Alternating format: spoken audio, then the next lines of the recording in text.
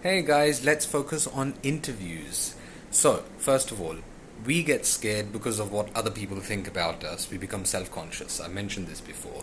But there are other things that we can do to also focus on giving a wonderful interview.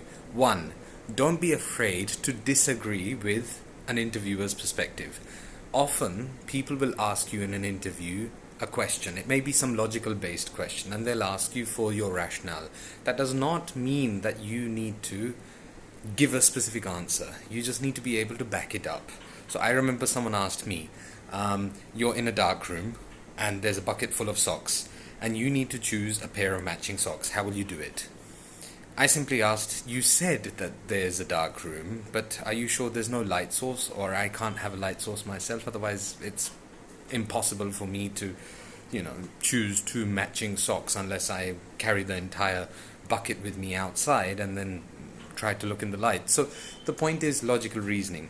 The other thing is that you can also disagree, not argue, you can disagree with an interviewer's perspective. So an interviewer may say that I personally feel if they were to give you a question on child labor, little kids working. So people will normally say that that's not a good thing. Kids should be in school and they should be educated because that equips them with literacy and other skills and so on, which is true. But you could also give the pros and cons. You could also say that little kids working become equipped to understand the importance of earning money and taking responsibility and accountability from a young age.